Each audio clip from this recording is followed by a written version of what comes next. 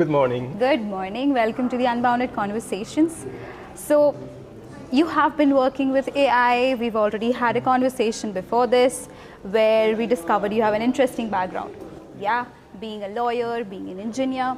So, AI is moving from experiment to everyday work very quickly. And what must organizations put in place before that happens? That's a good question. I think what organizations urgently need is an operating system. Right. Not just more policies, but an operating system. Right. That's what they need. Yeah.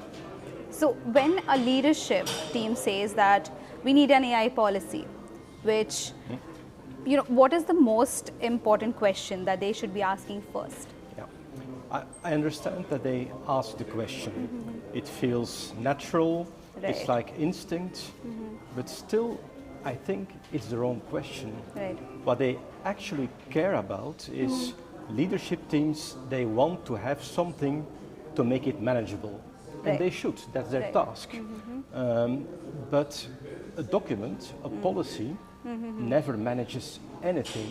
So instead of asking where is my AI policy, they should rather start asking the question within my organization, who is owning the decision when the machine fails? It's Right. very operational. Yeah. That's what they should actually ask for. I think that's like a clear difference between, paper and practice. Yeah? Yeah. So where do organizations most often misunderstand the EU AI Act? By treating it as a legal classification exercise rather than a management responsibility. Where do they go wrong? I think they see the AI Act, but any other compliance regulations, there are a lot coming towards us in the recent times and in the future. Right. I think the most common mistake is that they see it as a one-time exercise. Like for the AI Act, we do our classification. Yes. It's like minor risk, limited risk, high risk. We check the box, Yes, we yes, document it, and it's done. Yeah. But that's absolutely not the case. It only starts there. So I think that's a major mistake that they often make. Interesting, very interesting actually. So what does meaningful human oversight look like when we are talking about who holds decision and the operating system in place? So when the person is checking the output and does not fully understand how the system is produced, what is meaningful human oversight? Yeah. It's very nice that you add the word meaningful to human oversight. Yeah. Because human oversight, that's the new compliance term we all know. Yeah. But indeed, it has to be meaningful. And that's, Right. I think, the tough question to ask. We often say, okay, we organize human oversight by putting a human in the loop. Right. These Right. two terms are often confused, although they're not exactly the same. But putting a person, a human, in the loop does not help you achieving meaningful oversight if that person cannot truly check or verify the output of the system. For the human to be really having the capacity to do human oversight, it requires actually three elements. First of all is knowledge or competence. Right. It doesn't mean that that person needs to know exactly at a technical level how the system works, Yeah. but he needs to understand the boundaries of the system. Where is it? Where can it go wrong? And especially when it goes wrong, what could be the consequences in my case? So that's the first competence. Yeah. The second one is verification. We also, of course, you need to verify the output. But Yeah. what we see quite often is that people read the output and they tick the box and they say, Right. yes, we have verified it. But no, verification requires judgment. You need to ask the tough question. If I would, for example, add more context, Right. would the answer still be the same? Or if I would ask the question not to AI, but to an experienced colleague, would he come to the same conclusion? Right. That's real verification. And then the last one, and actually that's my favorite, it's escalation. The human that's doing the oversight needs to have the authority within the organization to say, stop, we are not shipping this to a client, or we are not going to deploy this because it's not okay. Yes. And that last part often fails in organizations. Yeah, yeah, very true. I think this is something we do see, on a daily basis when we are looking at organizations, be it just, maybe normal people using AI as well, how they take in accountability, how they take in the oversight, the output. Quite important. Right, so how should lawyers, engineers, security teams, business leaders for that matter, divide responsibility without creating the gap in which everyone assumes that someone is accountable? Yeah. I feel that those new technologies, they are by definition very cross-departmental. Right. So you have all these people involved, and the problem is that people assume too much. Yep. It's not out of bad faith, Right. but the engineers, they think, legal will have reviewed the business case. Yes. And legal will assume security people will have vetted the vendor, the supplier. And the business assumes that someone, somewhere, is checking the output. It's Right. all not out of bad faith, but they just don't look beyond their own boundaries, Right. and they assume that all the rest is covered, while they only have a small piece of reality. Right. So I think key there is that organizations map very well who, and then I mean a person, Right.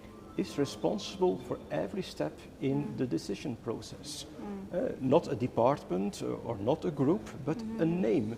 So that at the end, when something goes wrong, and Right. one day something will go wrong, that you can go to that person, not to blame him or her, Right. but to ask, look, what did you verify and what did you not verify? Right. And if then the answer is, I assumed someone else did it, then you know your policy is wrong.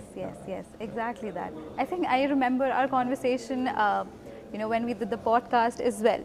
This was something we talked about there, where, there should be a person who is Yes. assigned with the task, where you can just cross-verify things. Okay, so can compliance become an advantage for innovation rather than a brake on it? And what would a well-designed process allow a company to do faster? Yeah, okay. It's also a very nice question, because the gut feeling is that compliance and speed and innovation, they don't get along very well. Yeah. I believe it can be the contrary.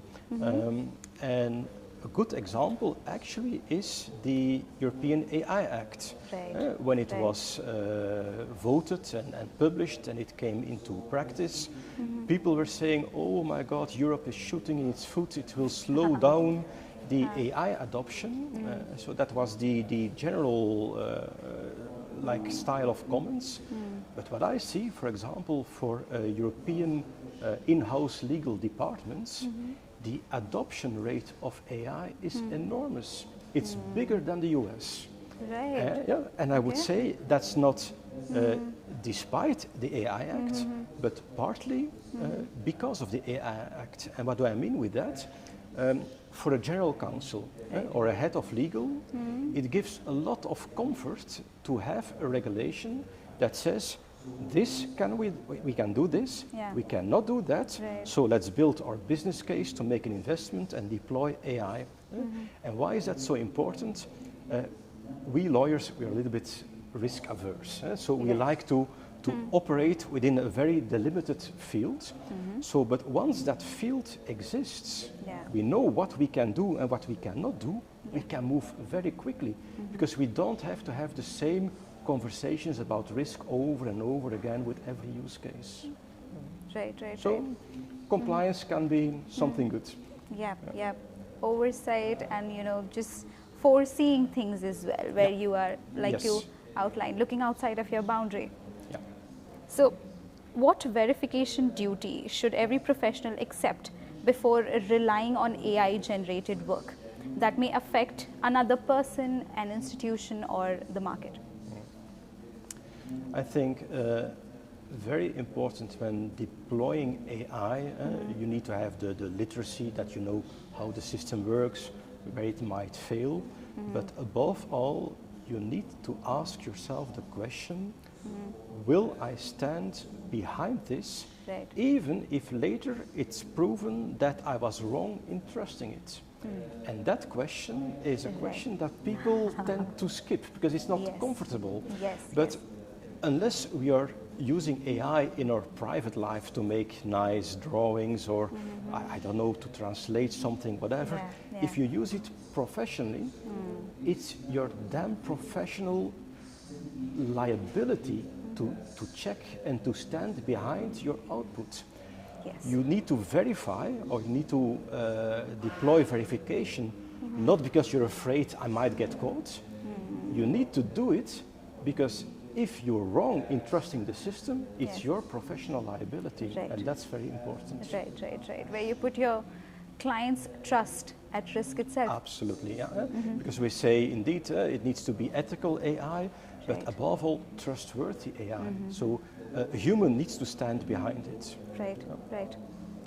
Okay. Thank you, Kris. It was lovely having this conversation with you and very insightful, as always. With pleasure.